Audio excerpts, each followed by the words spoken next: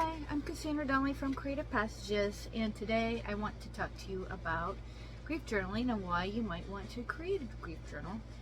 And I'm also making another video on how to actually construct one, but I thought I would talk a little bit more about the reasons why you make one and include this part as a separate video, so it's just easier on you all. You can just kind of click on the chunk of video that you want to watch. But I've done a whole series of workshops at my church about creating a grief journal. And the reason you might want to make a grief journal is to help you work through your own feelings of loss and hardship that you might be going through. And you know, throughout life we do have a lot of things that come at us, that hurt us, that cause us intense grief.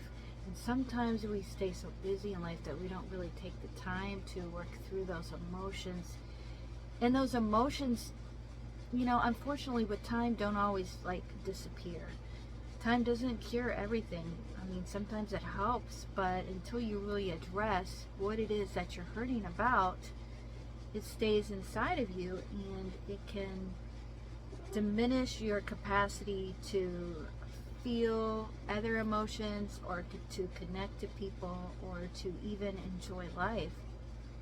And of course we want to be able to live life to our fullest and not have anything inside of us that keeps us stuck.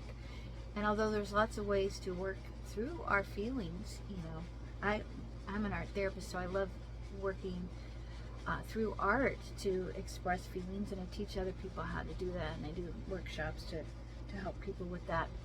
But when you create a grief journal, I think that in particular is very suited to helping you work through feelings in a controlled, safe manner, so that you're not so overwhelmed. If you're dealing with loss, you're dealing with trauma, sometimes those feelings can feel bigger than you. They can feel very, very overwhelming, and you might not even know where to start or where to begin to manage those emotions. By creating the grief journal, you have a container to put the art in, to put your emotions in, and it is a book, so you can open it up and you can have chapters, you can have pages, and you can tell your story of your grief. And even if you don't want to actually, you know, write about it, you can use images that might express even feelings that you're not sure what you feel. It can just be art that releases, and you don't even have to necessarily know what it's saying. But you could write about it too. That's the thing. You could make art and you could write about it.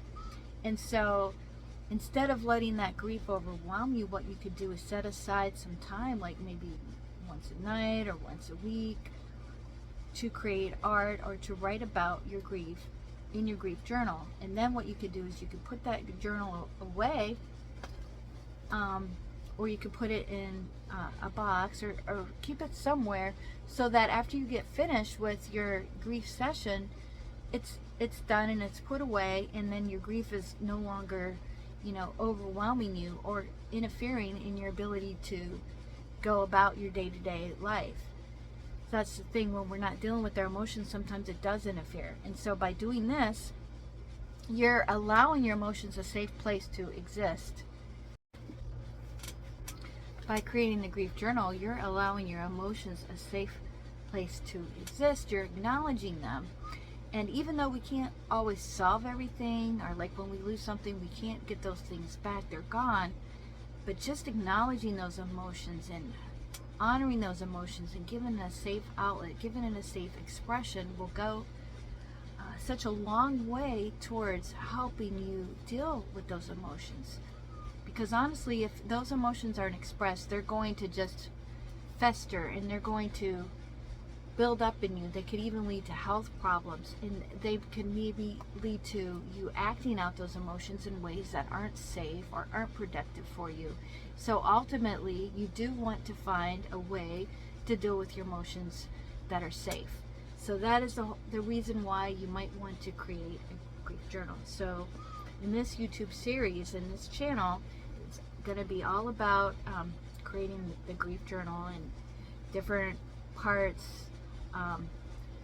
that go into creating the grief journal. So I'm going to make different videos explaining different parts of the process, or things that you know, skills that you may need or want to apply towards making your grief journal. Now, a lot of the skills you could also apply to other types of art or other things in your life.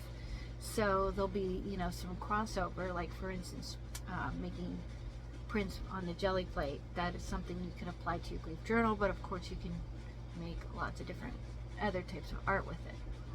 So that is the reason why you would want to create a grief journal, because I promise you it's going to help. It's going to relieve your feelings, and everybody that participated did say that it really helped them tremendously, and some of them didn't even expect that it would help as much as it did.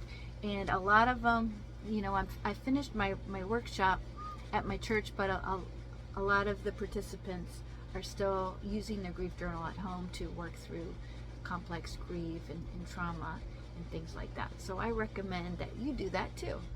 Have a blessed day, everybody. Bye.